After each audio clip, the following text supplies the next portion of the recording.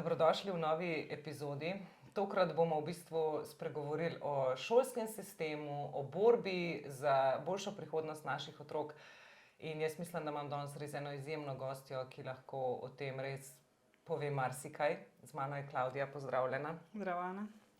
Mogoče, če se najprej dotaknemo tega, ti si v bistvu mamica 2 otrok. Starejši otrok je star 7 let in pol in bi po definiciji že nekako mogel biti v tem javnem šolskem sistemu. A ne? Kaj v bistvu na nek način zagovarjaš? No? Kako se je ta tvoj boj za to boljšo prihodnost otrok sploh zgodil? Ja, to je zelo tako široko vprašanje. Bom pa začela s popravkom terminologije, se pravi, kaj bi moj otrok naj bi moral. Ja. Kar popravi me. Moj otrok ne bi nič kaj moral, ampak je treba mojega otroka vprašati. Ne. Jaz zagovarjam, in zdaj še enkrat, ko govorim o mojem otroku, to je tretma za vsakega otroka. Ne. Pač izhajam iz sebe, tega sem se tako lotila in kaj je to prineslo v roku 2 let, je pač situacija danes, ko pač bodo gledalci lahko videli. Ampak začelo se je pa prej. Ne. Začelo se je z vabljenjem javne osnovne šole, kjer so izhajali iz tega tako kot ti, kaj bi moj otrok moral v njihovih očeh. In povsod je pisalo, da je ta otrok šoloobvezen otrok, da ta otrok mora izbirati samo med tem, kar javna šola ponuja, in da jaz moram to narediti, kar oni rečejo meni, da jaz moram to narediti.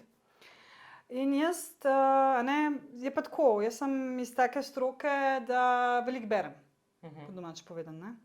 Jaz veliko berem letnih poročil, veliko berem, gradiva, nisem pedagog, ampak berem veliko pedagoških gradiv. In imam sposobnost analitičnega razmišljanja, ki je tudi posledica zaposlitve, pač zaposlila sem se v tak sektor, kjer smo pač veliko z databasi in tako naprej. In informacije in učila sem se, če ne drugega, na faksu 5 let, plus še 5 let druge stvari na podoben način. Se pravi, moji možgani delujejo malo v smislu, ko nekaj preberem, grem še brati. In ko to berem, grem še vzporedno zadaj brati. In potem skušam analizirati, kaj sem prebrala, dejansko. In jaz sem dejansko prebrala, da Zakon o osnovni šoli, jaz ga berem kot opcijo. Še vedno. Še danes, ko se midve pogovarjava, tam niti v ustavi ne piše, niti v zakonu, kar je prav, ker v bistvu so delali, minimalno so uskladili, da so otroci svobodni. Še vedno niso. Moj otrok še vedno ni dovolj svoboden, ni mu zagotovljeno svobodno izbira za vrsto izobraževanja, ki njemu paše. Zakaj ne? Zato, ker maltretirajo njegove starše. Dokler obstajajo državni uslužbenci, ki maltretirajo starše. To govoriš na CSD predvsem? To govorim, se pravi, cela veriga. SKP Ljubljana je vpletena globoko v to. Glavni inšpektor je globoko vpleten v to, da dela kazenske postopke proti družini. Povabljena je bila Janja Zupančič na pogovor v CSD Grosuplje. Želela sem vzpostaviti komunikacijo, da se na tak način z otroki ne more delati. Zakaj pa sem izhajala iz tega? Ker je meni otrok povedal, da so njemu otroci povedali, da na tej šoli ni v redu. Zdaj si pa predstavljamo, da bi na neki šoli obstajal pedofilski predator. Ne obstaja situacija 70 učiteljev v 2 letih, kar je še vedno družbeno sprejemljivo, da pač imamo težave v šolstvu, ne dobimo kadra ni, sej tudi v gospodarstvu ga nimamo, pač treba je flikati, pa bomo hitro spremenili zakon, kakšne morajo biti te strokovni nazivi, da bo to hitro vse v redu, da bo zadostovalo, da jih imamo končno pa malo več učiteljev. Pokrijemo, ampak predstavljamo si, da pa je vseeno nek pedofil. In da moj otrok sliši, da od drugih, da se dogajajo čudne stvari na šoli. Da mogoče pa se shranjujejo neke čudne fotografije. Zdaj, pač jaz grem v skrajnost. Skrajnost je tudi Zavod Planina, recimo v primeru Sofije pa Gorana, ki sploh tja ne pašeta. Pa cela Slovenija ve, da ta 2 otroka tja ne pašeta, ker nimata diagnoze. In kako zdaj to v bistvu otroku omogočiti, da on ne bo vpisan v javno šolo, ki tudi, če bi bila obvezna po zakonu, pa ni obvezna po zakonu, niti po ustavi ni obvezna za otroke, da jaz otroka lahko mirne vesti in s popolnoma nobenim nasiljem na družino zaščitim pred pedofilskim predatorjem. Kakšne opcije imam kot starš? No, ta primer moje družine je izkazal, da nimam opcije. Ne? Zakaj? Zato, ker... Mislim, lahko verjetno prijaviš, ampak otrok Ne. je že Mislim, jaz ga moram opisati, ne? Oni trdijo, da ti Ja, ga ja. moraš za vsako ceno opisati, Ja, ker ne bo ja. prišel do osnovne izobrazbe. Kao, ne? Ja, razumem. Ampak, česa se potem ta otrok uči že danes? Ne? Če on ve, on je priča, on je analiziral in dobil informacije od drugih, on je delal v bistvu revizijski postopek. To se reče, v sistemskem jeziku ekonomije je to revizijski postopek. To je, strokovno se je on do tega opredeljeval. Pri 6 letih. In, kot sem rekla, gospe na razsodišče, tole častno razsodišče socialnih delavcev, da se mi zdi, da mora obstajati, zasedam mnenje, da mora obstajati mehanizem neke zaščite za družino, kjer lahko jaz kot starš svojemu otroku pokažem eksempel etike, etičnega ravnanja za njega. Ne? In to ne pomeni, da sem jaz nekdo, ki se, ne vem, tepta, koliko sem dobra mati. Ali pa ne pomeni to, da je nekdo drug slab starš, ko jaz odločam tak način. Pomeni, da sem predstavila sektorju socialnega varstva primer družine, ki je zahteval v bistvu izobraževanje skladno z otrokovimi pravicami. To je bil cel point mojega postopka. Nisem šel kle za predatorstvo, ne, da ne bom kdo narobe razumel. Ampak se pravi, kakovostno izobraževanje je tisto, ki je po meri otroka. Otrok definira kakovost. In če moj otrok dvomi, da je to kakovostno, še predno je opisan, pravno-upravni sistem, postopek mora dovoljevati meni, da se odločam v korist njega. Ne pa, da delam v bistvu zato, ker si delajo. Ok, ampak zdaj, če recimo gremo na tvoje otroke. Tvoji otroci ne hodijo v javne institucije, kot je osnovna šola, čeprav razumemo, ne? Ampak imajo v bistvu dostop do izobraževanja preko tebe, ti organiziraš stvari tako, kot misliš, da je prav in tako, kot misliš, da je ok za njih tudi in tudi oni v bistvu smatrajo to kot ok. Ampak ne hodijo pa v to javno institucijo, ki se ji reče osnovna šola, ki je, tako se sklicujejo upravni organi, je obvezna, a ne? Ok. Kaj zdaj v tem primeru? Se pravi, ta velik otrok bi moral biti nekako v 3. razredu, moral biti, zdaj sva spet, ne me za to besedo vzeti, ampak tako nekako je, kakor po javni debati bi mogel nekako biti v 3. razredu. V 2. V 2. Ja. Ok. A te skrbi, da se bo zgodilo to, kar se je zgodilo v enem primeru, ko so te otroke odzeli, tako kot si že prej v bistvu omenila. A te skrbi, da se bo to zgodilo tudi tebi? Ne, mene to popolnoma nič ne skrbi, zato ker sem 10 korakov naprej od teh ljudi, in se ukvarjam s popolnoma drugo tematiko, ki je, se pravi, uskladitev ustave in zakonodaje skladno z mednarodnimi akti, kar bi moral Državni zbor že zdavnaj narediti. Tudi varuh človekovih pravic bi se moral v to tematiko poglobiti.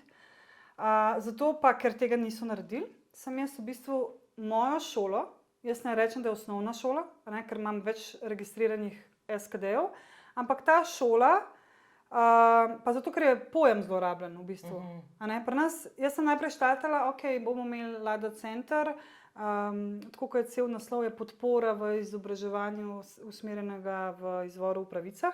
In pa sem ugotovila, da če ti to slovnično pri nas rečeš, pa zagovarjaš, je to kot nek, jaz te podpiram. Pokroviteljsko zelo. Ja, vse podporne aktivnosti so, ampak to ni to znanje. Tako ga oni, mentaliteta ljudi to pelje na ta način. Pa sem rekla, ok, bom jaz v bistvu za marketing, da ljudje lažje sprejmejo to, rekla, da je to še vedno šola, ampak šola demokratičnega, samousmerjenega izobraževanja, zato da lažje sprejmejo to novost na trgu. Notranji procesi so pa usklajeni z mednarodnimi pogodbami, kar bi morala država že zdavnaj narediti, že 30 let nazaj.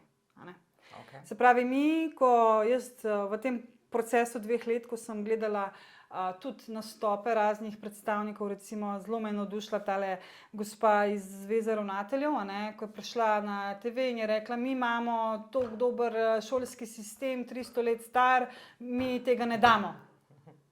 Jaz tisto poslušam in what? Mislim, kako lahko to zagovarjaš? To pomeni, da si 300 let v zaostanku v razvoju, razumeš? Pač 300 let star sistem hvališ, da ga ne daš. Pa mi imamo pred vrati digitalizacijo, država bi morala uskladiti določene zadeve z UNESCO-tom do leta 2030, se pravi stvari, ki jih že strokovnjaki, ne vem, v 90-ih letih, ko so opozarjali, da niso v redu zapeljane, se še vedno niso razrešile. In zato še vedno trdim, vsak otrok, ki konča 3. razred, je naredil osnovno izobrazbo. On zna brati, računati, pisati. Edino, kar država ne ponuja, človekovih pravic se ne učijo. Otroci ne poznajo konvencije o otrokovih pravicah, ne poznajo svojih pravic. Učijo se mogoče par listov v 7. pa 8. razredu, ampak skozi izobraževanje. Čeprav, prosti, tukaj te moram pa mogoče eno repliko dati. No? Meni se zdi, da prva stvar, ki se jo v šoli zares učijo, pa ne maj 3. ali 4. razred, zdaj sem že malo pozabila, ker sta moje 2 7. pa 9. Ampak prva stvar, ki so domov prišli, veš, moje pravice so pa to, pa to, pa to, pa to. In moje naslednje vprašanje je bilo, kaj pa so tvoje dolžnosti? Ja, to se pa še nismo učili. A veš, meni je pa recimo, ki pa imam otroke v javnem sistemu, žal pač nimam te kapacitete, volje, bom rekla volje in časa si ne vzamem za to, da bi se bolj angažirala tukaj. Zato jih pač imam v javnem sistemu, tako kot večina nas. Ampak me je v bistvu zmotilo na nek način. Učili so se neke pravice, ki so bile zelo površinske. A veš, ne? Moja pravica je, da imam varen dom. Se strinjam. Ampak, a veš, hočem reči, da niso se učili o dolžnostih, niso se učili o pravicah mogoče na tak način, kot si zdaj ti mislila, da dejansko vejo, kaj vse jim pripada, ampak da v ozadju nisem to mi pripada no matter what. A veš, jaz lahko delam traparije, jaz lahko delam nekaj, meni to pripada. Veš, to je meni recimo zmotil, ne? To je problem, zato ker že starši v javnih šolah nimajo definiranih pogodb s šolo in potem v bistvu ne vejo, kaj je obveznost otroka. In to se vrne na začetek, se pravi, otroci po konvenciji nimajo dolžnosti. Prevedli so jo, da imajo. Oni so prevedli rights and freedoms, pravice in dolžnosti. To piše v slovenski verziji konvencije o otrokovih pravicah. Se pravi, ti zagovarjaš, da otroci nimajo dolžnosti? Otroci niso nobenemu nič dolžni, oni so svobodni ljudje. A ti kot odrasla tudi nisi nobenemu nič dolžna? To je pa dobro samoreflektivno vprašanje, ki se tiče tudi drugih. Vseh nas. Vseh nas, seveda. Zato pravim, da smo 300 let v zaostanku. In če bi se jaz čutila, da sem dolžna v tem primeru, saj imamo več poglavij v življenju, ko se ti pol odprejo ta vprašanja. Ja. Če bi jaz čutila, da sem dolžna otroka res upisati po tem zakonu, ali pa da mi je ustava rekla obvezno, pa sem naredila celo analitično raziskavo, da ta beseda obvezno se ne tiče mene, ampak se tiče države. Se pravi, še de facto po mednarodnem pravu ta beseda pomeni obligacije, ker so podpisali pogodbo. Ok, tukaj sem mirna, tukaj ne. Ampak na drugi strani imam zakon o osnovni šoli, ki ga lahko spremenijo v neko mojo kao dolžnost. Še zdaj v tem primeru sem se vedla, kot da sem popolnoma svobodna v svoji izbiri. Jaz sem šla preveriti. Edini starš pred upisom.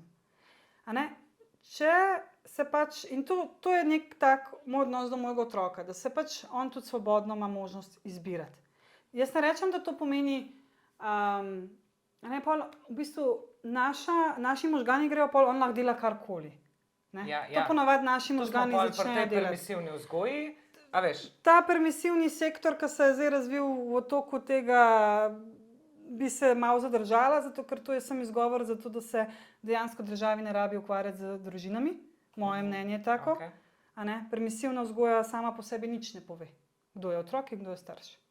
Pove ti samo to, da, če že moram tukaj zdaj dodati, pove samo to, da imamo ponovno besedno zvezo, da je nekdo permisivec, da nekdo dela namesto otroka. Da nekdo preveč dela namesto otroka. Tu ti pove ta beseda, da kao starši prevzemamo odgovornost za otroka. Pa ti bom povedala čisto klasičen primer, kako jaz gledam na to, kaj otroku ni dovoljeno svobodno. Pa bojo mogoče gledalci lažje razumeli, kako jaz razumem svobodo otroka. moj sin se je odločil natrgati rožice, ker je bil navdušen nad rožicami in jih je odtrgal na sosedovem. Okay. Ko jih je prinesel gor, je v bistvu njegov namen bil razveseliti mamico. Seveda. To nekako razumemo. Ja. In jaz takrat nisem bila čisto prisotna, odkje so se te rože pojavile, ampak pa sem šla na sprehod, pa sem videla, kje približno rastejo te rože. No, ampak ne, ljudje niso pristopili do mene. Ne. Jaz sem to pol čez 3 tedne malo po ovinkih, veš, vaš je pa trgu rože na sosedovem. Ja. Pa je tako, ne, pa sosed ni večkrat prisoten. In ko je bil prisoten, sem šla dol, ne, pač sem želela v bistvu in takrat sem imela malo izobraževanja o tem, kaj pomeni meja v sistemu, a ne, kaj pomeni, da se zemljišče konča, kaj pomeni prisostvovanje, a ne, ker smo imela tudi midva z možem en tak primer na njegovi parceli. Tako. In potem je, a ne, on zračunal, da je bil res na sosedovem, ne. On ni imel pojma, da je bil na sosedovem. Njemu je to cel svet, ne. Otroku je cel svet. In sem rekla, okej, kaj je zdaj na stvari, kaj bomo, ne.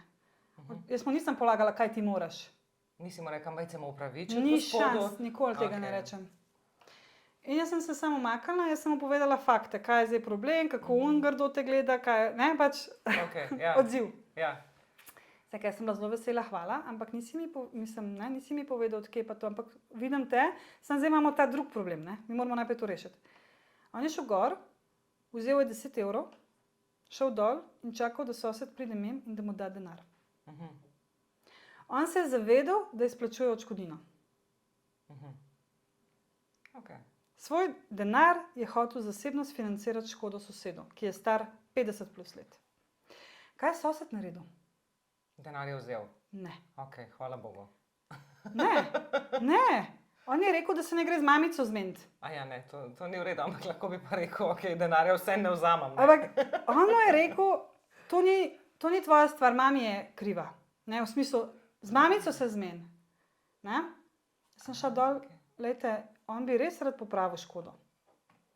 Se ne rabi biti 10 evrov, lahko je 50 centov. On bi rad popravil svojo škodo, kaj je naredil. Ni mu bilo dovoljeno. Ni mu hotel vzeti denarja, pa če je bilo 10 evrov ali pa 10 centov. A je to prav? Da otrok ne sme popraviti svoje napake. Ampak se na nek način je popravil že s tem, kaj je... Ne, ni bilo knolič.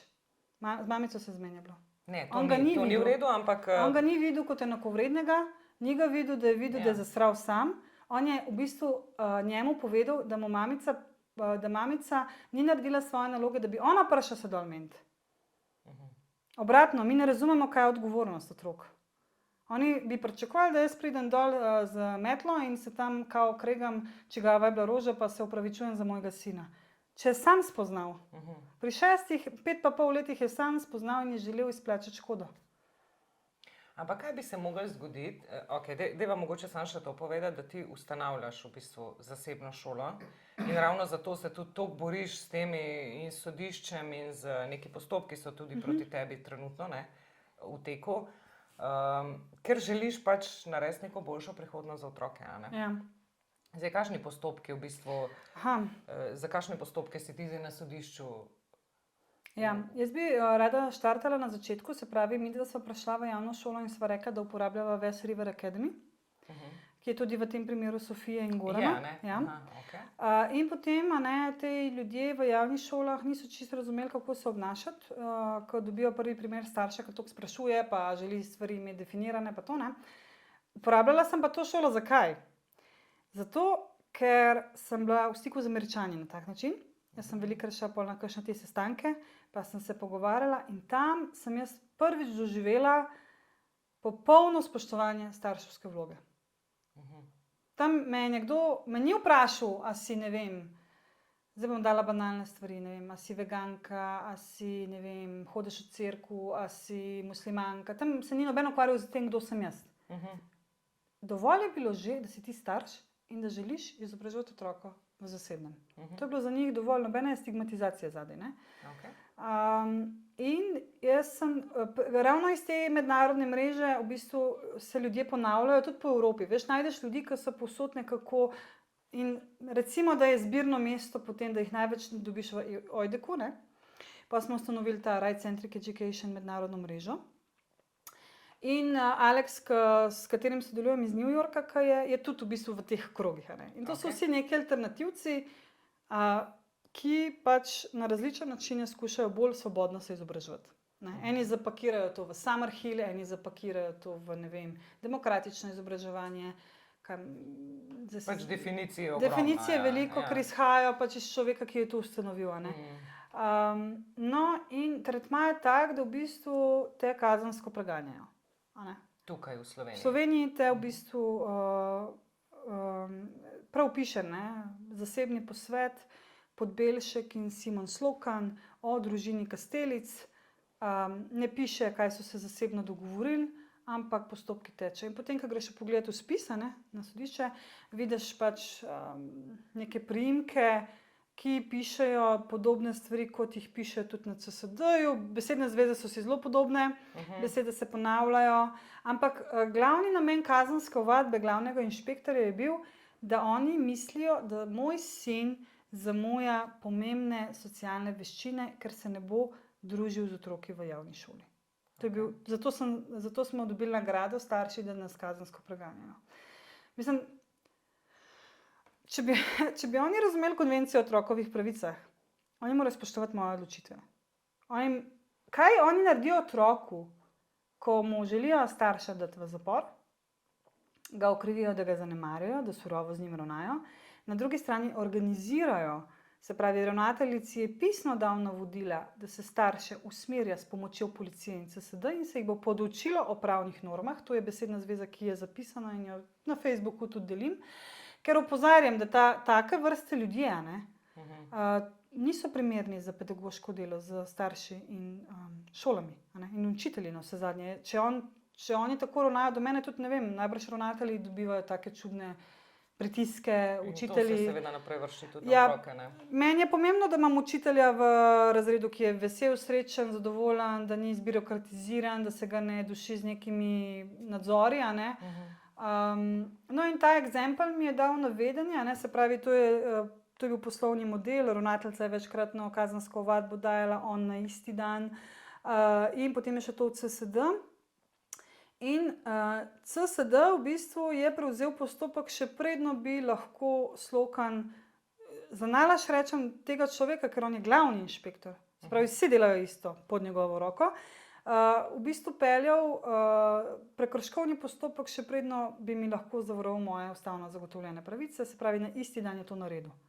Kar pomeni, da sem bila jaz v nekem trenutku v različnih postopkih z različnim impaktom, če tako pogledava. Se pravi, tukaj bojo starševske pravice odvzeli, ga država dobi pod svoje skrbništvo, na drugi strani starša bi radi dali za 3 leta v zapor.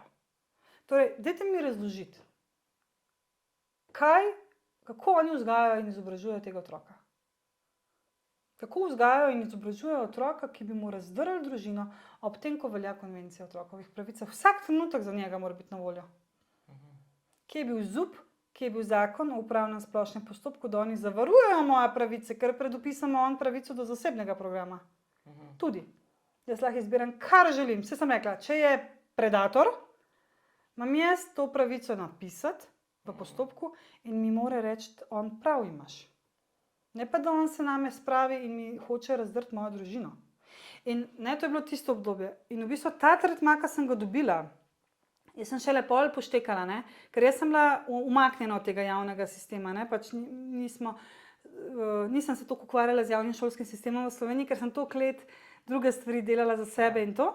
Ja, pa tudi nisi rabila, dokler nisi dejansko svojega otroka vpisala. In pola, meni starši, se sem rekla, gasilka sem, meni povejo, jaz sprašujem, jaz drugače vprašam, kakor mogoče vsak, analiziram odgovore, spet pod vprašanjem, malo več. In jaz sem ugotovila, da je ista identifikacija vse povsod, da v bistvu problem javna šola in starš je konflikt v interesu.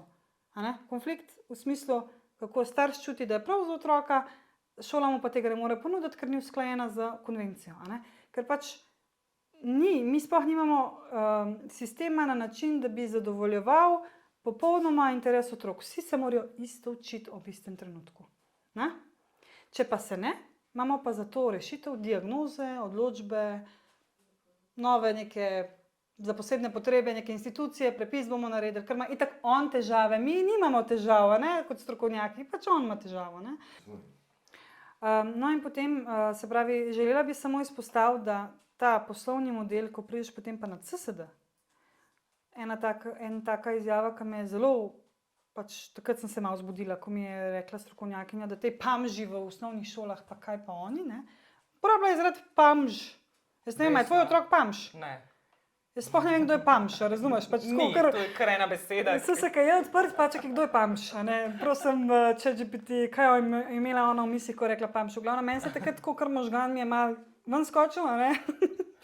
Seka, okej, Rok, a ne, moj mož, neka, tukaj smo se pa zdaj zataknili, zdaj pa tukaj treba nekaj narediti, ker jaz ne morem imeti tukaj v okolju ljudi, ki tako tretirajo otroke v javnih šolah.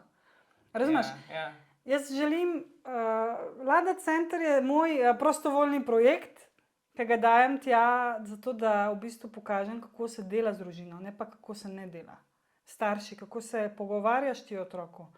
Ne more biti tam strokovnjak, ki ga je sproducirala Fakulteta za socialno delo, da mi reče, da so pamži v javnih šolah. Pač ne sprejmem tega, pa pika, ne. Mislim, očitno je izobraževanje povsod problem, ne. Ampak se ti zdi, da je ravno prej si omenila te vse odločbe o ADHD, pa o vsega svašta, no, je zdaj že, ne, pa mora imeti na zelenem papirju, pa modrem, pa nič ne obsojam, da ne bo pomote, ampak se ti zdi, da je to zdaj zaradi tega, ker dejansko starši, jaz tudi vedno več starši govorim, in starši smo vedno bolj drugače nezadovoljni nad šolstvom, ker je še vedno isto, kot je bilo, ko smo se mi šolali in tako naprej, a ne, in se mi zdi, da potem je mogoče, da otroku olajšaš, mu daš neko nalepko, a ne, neko odločbo, in CSD seveda da odločbe, pustimo, koliko časa traja, da ta odločba pride, ampak zato, da dejansko mi kot starši na nek način olajšamo otroku šolo, se ti zdi, da je tako? Ja, ti praviš, da mu olajšaš, ampak v resnici je pravno gledano po moje to, da ga zaščitiš pred bodočimi posledicami, a ne. Ja, jaz se strinjam s tem, jaz sem šla na okroglo mizo v osnovno šolo v Novo mesto, bila je odprta za javnost. Tam je bil tudi tale neko društvo za ADHD-ovčke, zelo znano društvo, no, zdajle se ne spomnim celotnega naziva.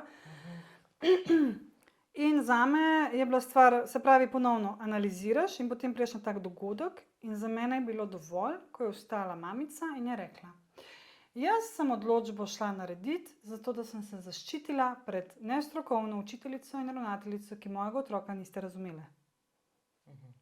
In zame je bil to znak, da v bistvu so odločbe ustvarjene za pokrivanje problemov v javnih šolah, ker so učitelji v resnici usposobljeni samo za prenos snovi. Oni niso usposobljeni strokovno, da bi razumeli otroke. Oni ne upoštevajo pri tem, ne vem, genetike, ne, recimo. Ok, samo tukaj ti bo vsak učitelj, zdaj, če se postavim, ne da se postavim na njihovo stran, ampak vem, kaj bojo rekli, ne. Bojo rekli, ja, pa mi imamo 20 otrok v šoli, mi se nimamo časa, ali pa v razredu, a ne, mi se nimamo časa z vsakim posebej poglabljati, a ne, in se ukvarjati z njim. To je nestrokovna izjava. To je pač izjava nekoga, ki bi moral pedagoško biti kritičen do tega in namesto, da prelaga odgovornost na to, da pač drugi odločajo o njih, a ne, bi se moral ta pedagog podvizati in nekako ta svoj pedagoški poklic bi ga moral protestirati za njega, a ne. Ne protestirajo, kadar je treba plače dvigniti. Vem, da protestirajo in takrat se tudi gospod Štrukelj zelo hitro obrača naokrog, ker recimo, ko sem gospoda Štruklja prosila za izredno sejo na temo, torej predno so odvzeli otroke Sofije in Gorana, in tudi vmes že, ko so zadeve, 3-krat sem prosila Državni svet za izredno sejo na to temo, da se pač ne spodobi družine razdirati, ko se odločajo starši za alternativno izobraževanje, a ne, ker se pač zdaj v Sloveniji sprenevedamo, imamo problem, ampak ga ne znamo rešiti, bomo raje dali diagnoze ali pa razdrli družino. Trenutno je tako, se odrasli ljudje obnašajo, da se probleme rešuje, medtem ko mi vzporedno poročamo v Združene narode, da v bistvu naš izobraževalni sistem, problem našega izobraževalnega sistema izhaja iz napačno prevedene konvencije, ker smo rekli, da je pravica otroka, da se šola. pravica otroka ni, da se šola brezplačno, ampak je pravica do osnovnega izobraževanja, da je brezplačno. In tako so prevedli vse postavke v konvenciji, ljudje si ne grejo prebrati, vzamejo angleško verzijo, pa slovensko, pa najdejo člene, kjer so omenjene besede visokošolstvo, višje šolstvo, se pravi, vse to je preko education nastavljeno. Kaj to pomeni v praksi, kako jaz to vidim? Po kmečko. Po kmečko bom povedala, moj otrok je doma, se izobražuje, to ne pomeni, da doma v kleti je, ne? Pač, ker ljudje rečejo, če se izobražuješ na domu, si sam v kleti lahko, ne? Mislim, kot da je to zdaj, a ne?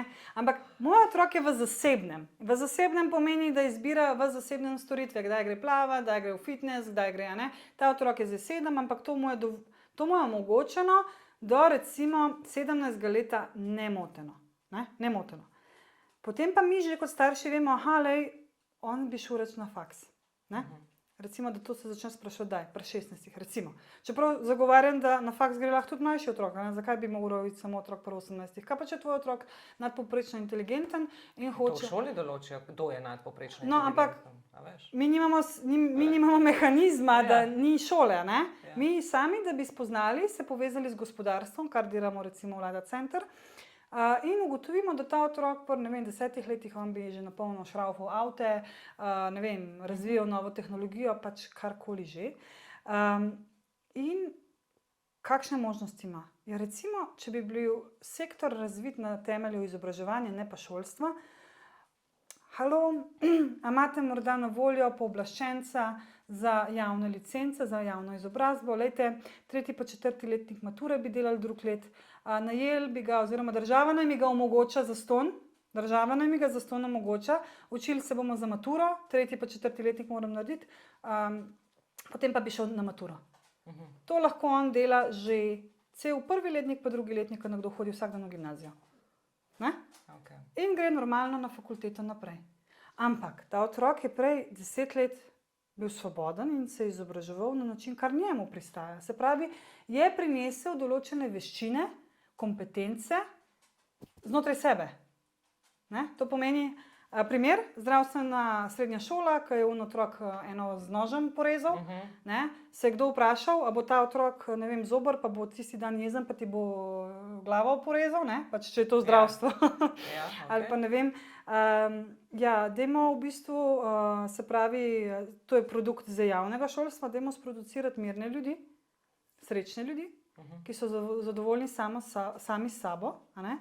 In pravočasno, da se konflikti razrešujejo, kar je Summer Hills, recimo šola, ki pač tudi evidenčno, ne? Oni so database že vzpostavili, mi se lahko zdaj pohvalimo, kaj so oni naredili. V Sloveniji pa mi tega ne moramo narediti, ker te najprej zasujejo s policijo, pa CSD-jem, pa vse to, a ne? Ti moraš preživeti vmes, pa ne crkniti kot starš, ampak vmes otrok raste in potem na koncu je narejen database. Ne? Zdaj imamo database tega otroka, skillsi so te, pa to in potem, ko bo star 10 let, bo rekel, kaj pa je bilo s tem otrokom, da je pa takole ratov. Ja, veste, mat pa oče sta delala to, pa to, pa to, pa to, da sta ohranila to. Ne? To bo pol. Ampak ta analitika... Ampak kje je v Evropi, zdaj, če, razlika je, ti govoriš o šolstvu, pa o izobraževanju. To je treba uskladiti. Ok, zdaj govoriva v bistvu o razliki med šolstvom in izobraževanjem, ne? To je nekaj popolnoma drugega. Ampak če zdaj recimo pogledava šolstvo na nivoju Evrope, recimo Evropske unije. A ima kakšna država, poštiman tako, na način, kot ti praviš, da ima dovoljeno oziroma da je pravica otroka, da se izobražuje, ne pa da dejansko hodi v neko javno šolsko institucijo? Jaz tako daleč nisem raziskovala po državah. Vem z gotovostjo, Avstrija, Nemčija imata isti problem kot Slovenija, a ne? Potem pa sem zdaj dobila en kontakt, ki je v bistvu rekel, da Evropa je cela v istem zegnu. Ne? Cela, mislim, kot razumem, so takrat, ko so to implementirali, zastavili zelo ozko z napačnimi prevodi in zdaj, ko imamo alternativno zadevo, imamo problem obstanka družine. In ne, ni v Evropi so v bistvu, to se zgodi takrat, ko fejkaš. Se pravi, toliko časa so ljudje fejkali in ustanavljali neke šole in jih dajali ali v razvidno ministrstvo, ali v registr so pol iz tega naredili in pol zdaj govorijo v ranju, v registru. Ja, ne rabi biti. pač imamo Ministrstvo za pravosodje, on bo povedal, a je to veljavna mednarodna listina. Ne rabi Ministrstvo za vzgojo govoriti, ni v registru, ampak imamo zato druge mehanizme, ki to pač potrdijo. In toliko časa so ljudje v Evropi fejkali, da imamo zdaj v bistvu problem nehati fejkati. In ko nehaš fejkati, rečeš, da se otrok se lahko izobražuje pač. Mislim, v današnjem svetu digitalizacije, prosim lepo. Mislim, otrok se lahko izobražuje v vsaki knjižnici online, usede se, ko čaka na fitness, se izobražuje. Razumeš, izobraževanje je tak širok pojem. Jaz vsak dan v službi se moram na novo izobraževati. Pač, in mi zdaj zahtevamo od otrok mobitele ne, socialna omrežja ne, vse je samo ne, prepoved, ampak pa spet dobil mobitel v roko, pa ne vedo, kaj z njim delati. Se pravi, poneumljamo otroke. Mi dobesedno poneumljamo sami sebe. In kakšen bo to kader? Da bo rekla, pamži so v šolah. Tak kader hočemo. Ne, jaz nočem tazga kadra. Ne? Jaz hočem, da nekdo, ki pride za mano v službo, bo malo bolj razsvetljen kot jaz. Ne? Ker nisem svet. Zdaj pa odvisen, kaj ti verjameš do si. Ampak kaj bi se mogli v šolstvu, zdaj če smo pri šolstvu, spremeniti, da bi ti rekla, ok, zdaj pa je toliko v redu, da jaz pa upišem otroka v javno šolo? A je to sploh opcija? Ne, trenutno to ni opcija, ker javna šola ne ponuja se pravi izobraževanja, ki bi spoštovalo otroke in njihove družine. Zdaj trenutno imamo najbolj popularno zadevo integracije romske skupnosti v javni izobraževalni sistem. Ne vem, zakaj, kako ljudem to ni pokazatelj, da to ni pravi način integracija. Okay. Se pravi, ti zmešaš za en kup ljudi v isti prostor in integriraš tvojega z Romom in mojega z Romom. Mislim, ne govorim o tem, da je to narobe, v smislu, jaz spoštujem romsko skupnost, ampak oni imajo svojo kulturo, svojo tradicijo. In konvencija o otrokovih pravicah mora omogočati tem otrokom, da spoštujejo tak način, ki ga imajo. Da imajo oni druge probleme, je drug mehanizem. Zdaj, moj otrok bo pa mogoče zaradi tega tudi oškodovan. In tvoj. Ker bo dobil nasilno nekoga v razred, ki ga ne želi, da je ob njem. Mi še vedno moramo imeti 30 otrok v istem razredu. Mi nismo prilagodili otroke, da so, ne vem, 1., 2., 4., 5. razred, da imajo skupaj projekte. Zakaj mora biti samo isto stari skupaj? Pa kaj se bojo naučili drug od drugega? Nič, če je ista izkušnja. 9. razred se bo naučil nekaj od, recimo, kako biti nežen z 1. razredom. 1. razred otroci se bojo pa naučili že malo bolj intelektualno, mogoče od 9. recimo. Zakaj moramo imeti tabore? To je fascinantno. Ampak, če pa gledam recimo kurikulum, če se zdaj na to, v 9. razredu ali pa dobro v 7. malo bolj vem, kva, itak mi je ful neumno, ker določene stvari si tako res v življenju nič ne prenese. Naprimer, ne vem, zgodovina kitajske dinastije, to ima zdaj moj otroki in druge stvari. No, pač hočem reči, da ne more recimo nekdo iz 1. razreda, absolutno ne, če zdaj govoriš, da ne bi bilo taborov, se ne more učiti, ne vem, kitajske dinastije, pa faraone, pa tako naprej, A veš, nekdo... To ne moramo vedeti. Mi dve ne veva, dokler ne preverva tega otroka. Mi zdaj se obnašamo, kot da mi vemo, kaj vsak otrok v tistem taboru razume, pa ve, pa ne ve. Okay. Če imam jaz database, recimo, ampak zdaj bom preveč brezplačnih nasvetov dala temu ministrstvu. Če imam jaz database, mislim, onih 30 milijonov, ki so jih dubali, ne vem, koliko so jih dubali evropskih sredstev, mislim, kaj oni z njim delajo. Če imaš ti database, ti komod rečeš, ok, imam sistem na kartico, kot zdravstvena kartica, in gor naloadam moje interese in potem ima vsak ta tabor, ta javna šola, čeprav moje mnenje je, da ta naziv ni pravi, z mednarodnimi standardi mi morali uskladiti, da to niso osnovne šole, to so izobraževalni centri, ker pač osnovno izobraževanje je samo en del tega. Osnovne šole izvajajo prekomerno, v bistvu.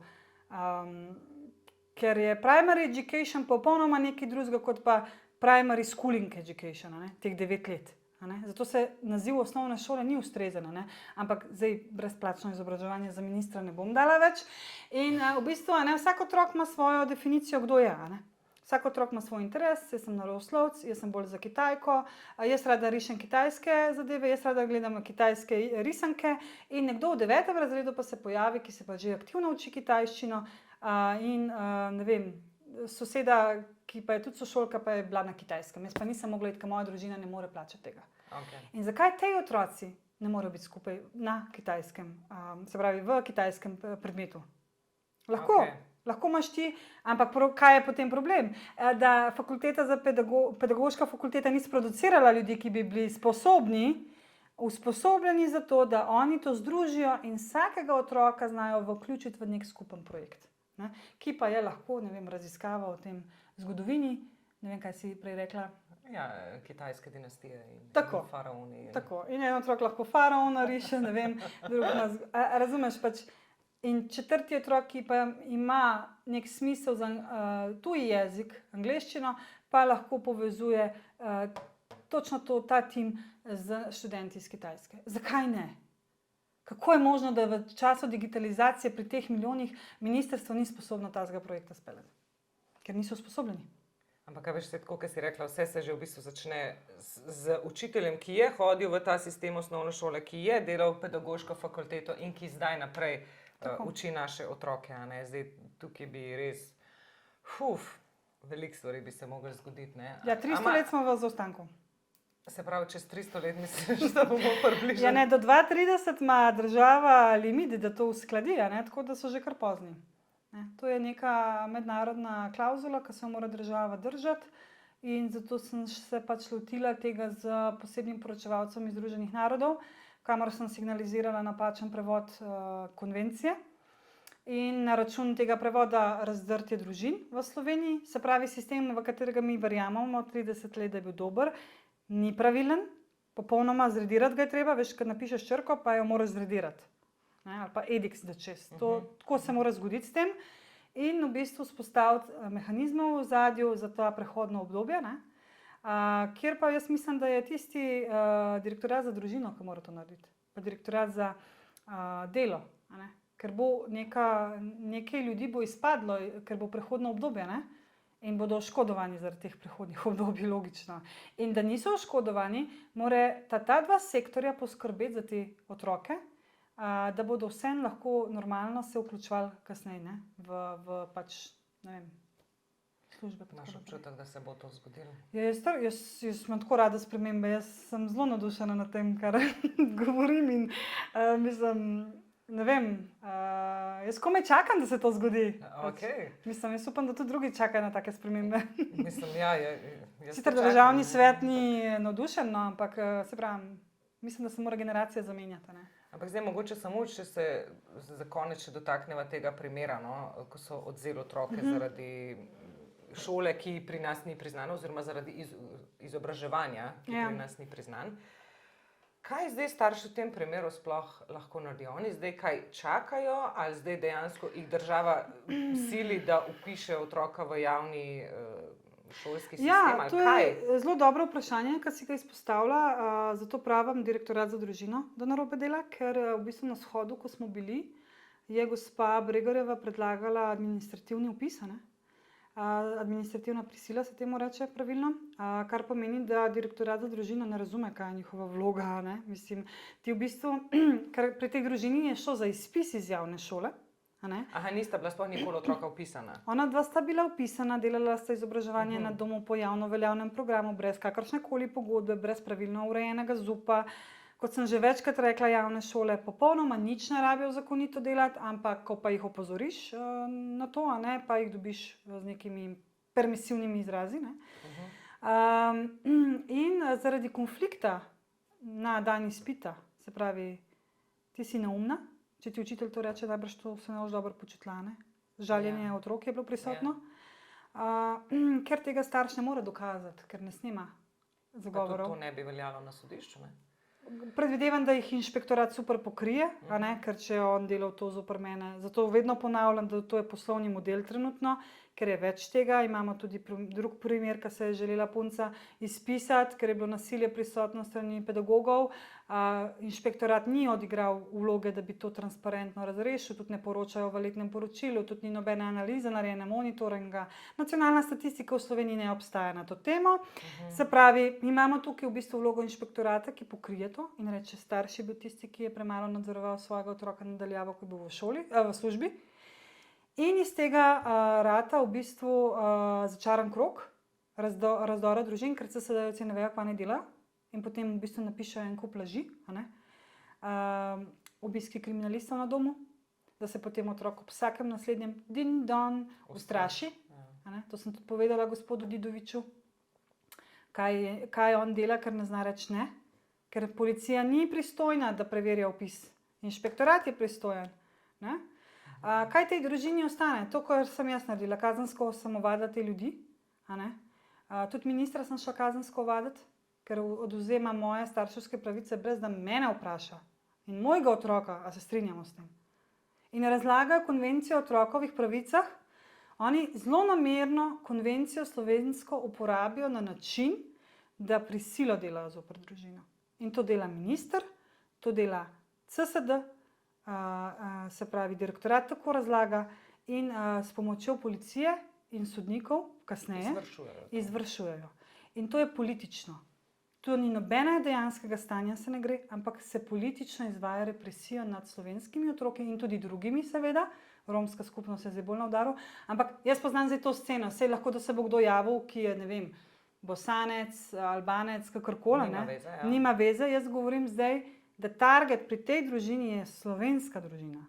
To je zelo pomembno, ker slovenska družina ima tudi po UNESCO to pravico, da prenaša materni jezik na svojega otroka, slovenski jezik.